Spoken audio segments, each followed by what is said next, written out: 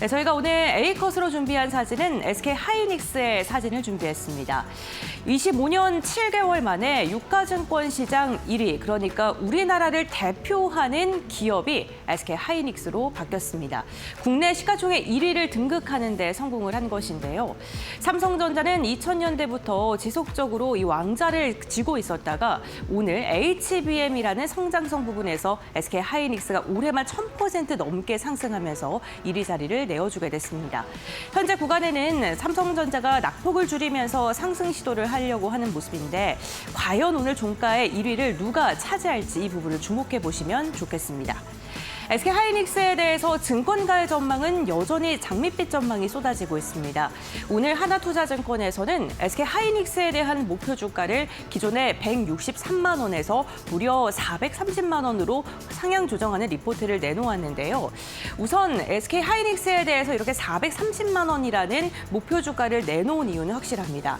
지금 하이닉스가 많이 올랐긴 했지만 하나투자증권은 PER을 기준으로 했을 때 여전히 저평가 구간이다라고 이야기를 하면서 일반적으로 이런 기술주들, 특히나 반도체 기업들은 PER 10배를 기본적으로 깔고 가야 된다라고 이야기를 하고 있습니다.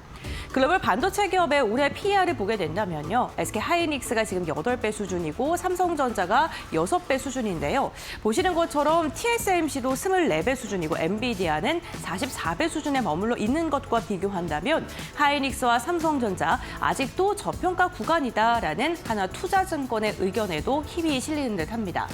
하나투자증권에서 이 430만 원이라는 목표 주가를 제시한 근거를 보니까요. 12월 선행 EPS를 기준으로 해서 한 43만 원가량으로 추정이 되고요. 이때 목표 PER 10배를 적용하게 됐을 때 430만 원이 된다라고 이야기를 하고 있습니다.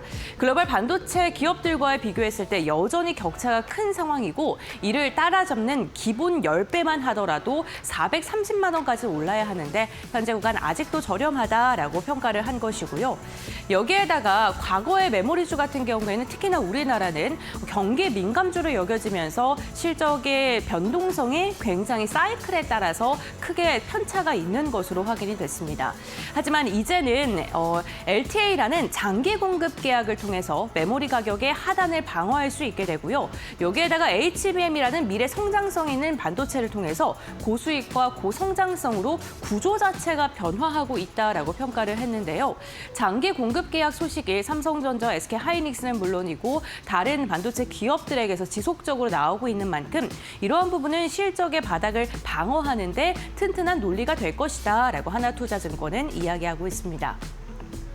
여기에다가 글로벌 기업들과 참 많이 비교되고 있는 국내 증시인데 지금 SK하이닉스가 미국 증시에 ADR로 상장을 하고 있다는 것 또한 글로벌 기업들과의 가격 비교 면에서 재평가를 받을 만하다라고 이야기를 하는 의견 중에 하나입니다.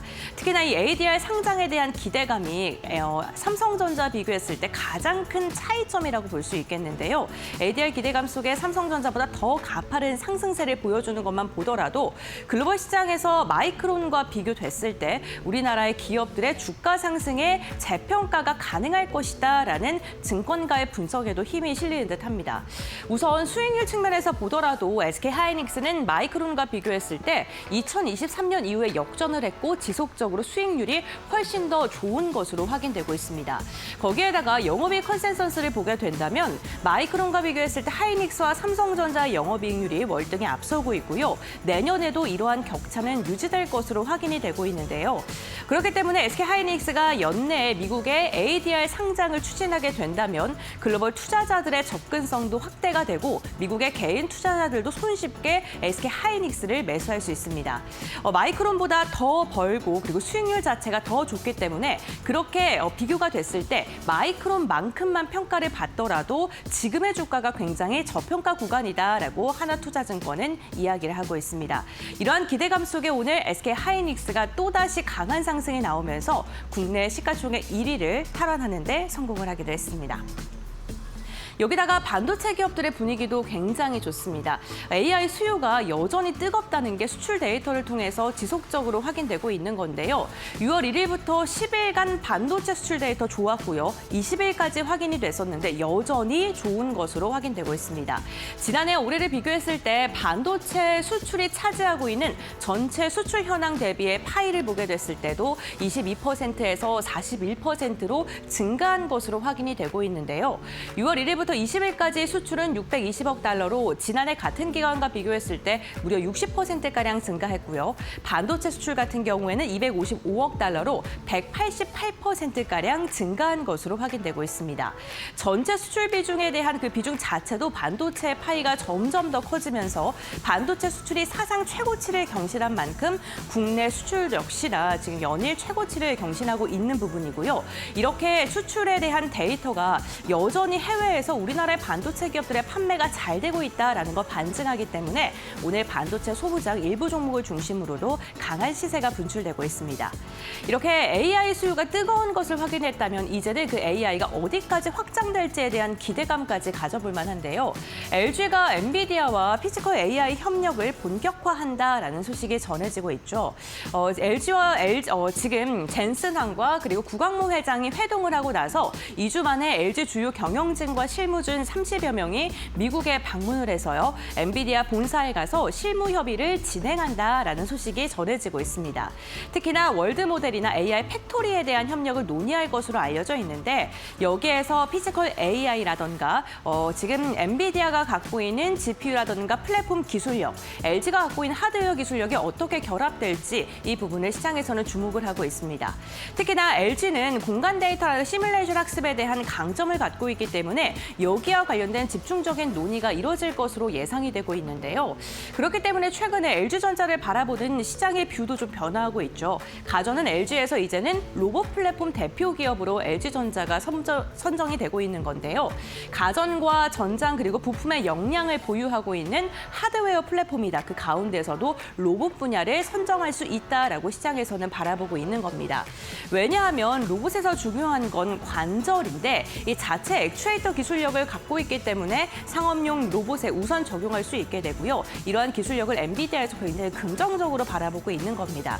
여기에다가 세탁기 LG전자 다들 좀 좋아하시죠. 모터에 대한 강점을 갖고 있는 게 LG인데 모터와 센서 기술을 통해서 원가 병목을 해결할 수 있고 이러한 부분이 엔비디아 측에서는 로봇 산업과 연결을 했을 때 모터와 센서를 LG와 협력하게 된다면 병목 없이 제품을 받을 수 있구나라고 해석이 이어질 수도 있겠습니다. 이렇게 AI를 실제 제품과 현장에 적용할 수 있는 기술력을 갖고 있는 게 LG전자이기 때문에 이번 회동에서 LG 쪽도 많은 것을 얻어갈 수 있을 것이다라고 시장에서는 기대를 하고 있고요. 오늘도 이에 맞춰서 주가가 반응하고 있다는 점도 참고해 보시죠. 여기에다가 지금 LG가요, 현실 산업으로 AI를 접목하기 위해서 다양한 지금 이야기를 하고 있습니다. 대표적으로 로봇의 밸류체인을 확장하고 있다는 점을 주목해 보시면 좋을 것 같은데요. 서비스 자율주행 로봇인 베어 로보틱스를 인수하기도 했고요. 로보스타나 로보티즈의 지분을 보유하고 있습니다. 이렇게 인수나 지분 보유를 통해서 우리가 알 수 있는 것은 LG가 단순히 로봇 부품주에서 그치는 게 아니라 서비스나 공장 자동화 그리고 홈로봇과 같이 로봇의 다양한 분야의 수직 계열화를 위해서 지금 여러 가지의 방면을 연구하고 있다라고 해석을 해보시면 좋을 것 같고요. 여기에다가 제조 역량과 AI 역량이 결합하게 됐을 때 그 시너지는 글로벌 기업으로 선도 자리매김할 수 있을 만큼 그 기대감이 커질 수밖에 없는 이유이기도 합니다. 특히나 오늘은 CNS가 두산과 함께 협력을 한다라는 소식이 전해졌는데요. AI 전환과 로봇 전환 그리고 데이터 센터로의 협력을 가속화할 것이다라는 이야기가 지속적으로 나오고 있습니다. 특히나 데이터 센터 클라우드 부분에서 시너지가 기대되는데요. 두산이 강점을 갖고 있는 게 수소 연료 전지 부분인데 이 수소 연료 전지 부분을 데이터 센터와 결합하게 됐을 때 데이터 센터에서 경쟁력을 갖고 있을 것이다라는 게 시장의 분석이기도 합니다. 여기에다가 이러한 협력이 제조 AX나 친환경 물류까지 확장되게 된다면 LG가 전방위적인 로봇 산업에서 지금 주도권을 갖고 시장을 이끌 수 있지 않을까라는 이야기까지 나오면서 오늘 LG그룹주들의 분위기도 굉장히 좋습니다. 결국에는 시장에서 바라보고 있는 건 AI 시장이 점점 더 확산되면서 피지컬 AI 생태계로 변화하고 있는데 이때 가장 수혜를 받을 수 있는 그룹주, 기업군이 무엇인지를 좀 찾고 있는 듯합니다. 오늘 시장의 선택은 SK그룹 그리고 LG인 듯한데요. 또 앞으로의 변화도 저희와 함께 지켜보시죠. 네,